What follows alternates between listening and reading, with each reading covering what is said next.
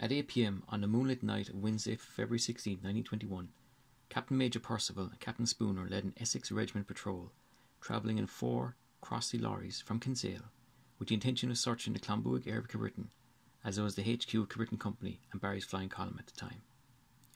On their route to Leanbh from Kinsale, Cork 3rd Brigade volunteers had trenched Kilgobbin crossroads, approximately 2 miles east of Leanbh. Because the road was blocked, the Essex Regiment abandoned the Crossleys and continued west on foot.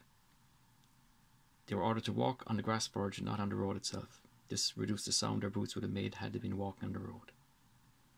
Military records showed 2 squads of B1 Kilbrittain Company were at work on intersecting roads north of Leanbh during the night of the 11th of February from dawn till 4 p.m. on the 16th of February.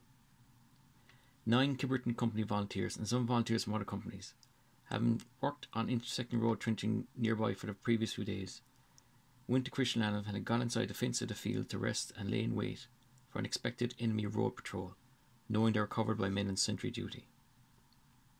Shortly after 10 p.m, the Essex patrol appeared suddenly and quietly surrounded the volunteers and opened fire rapidly in a surprise attack. The event resembled more a massacre than an ambush. Volunteers were shot and killed instantly, where a lone tree stands to mark the spot. They were Cornelius McCarthy, Kilneety Ballindy, 29 years old, who was shot through the left eye; John McGrath, Raclaren Kilbrittain, 24 years old, who was shot through the forehead; Timothy Connolly, Kilbrittain, Varnegar, 24 years old, who was shot through the side of the head. The rest of the volunteers scattered and ran through the fields and headed both south and west of Leanbh. The 4th volunteer, Quartermaster Jeremiah O'Neill of Cunnapogue, only 19 years old, was shot below the right knee while retreating from inside Coughlin's field. Volunteer O'Neill crawled a distance into the field to a spot where the British couldn't see him, where hours afterwards he bled to death. He was not discovered until the following morning. A lone tree in the ditch marks the spot where Volunteer O'Neill died. The next day, the local Cumann, including John McGrath's sister Mary and Jeremiah O'Neill's mother, identified the bodies, and they were removed to Crowley's farmhouse in Kilneety Ballindy, just about 200 yards east of Leanbh, where they were waked on the night of the 17th of February. John McGrath's sister Mary prepared the body for her brother for burial.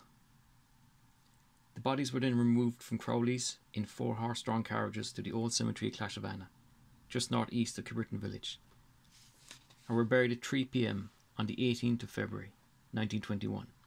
It was mostly women and children at the funeral, as it was under watch by armed forces.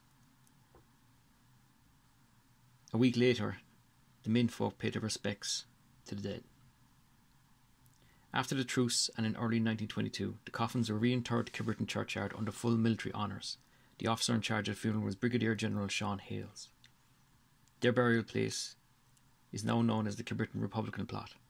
A 5th volunteer, Michael O'Neill, who was killed in April 1922, was buried alongside the men. In 1934, 3,000 people attended the unveiling of a large Celtic Cross memorial on granite plinth in the Republican Plot, where the 4 volunteers were laid to rest.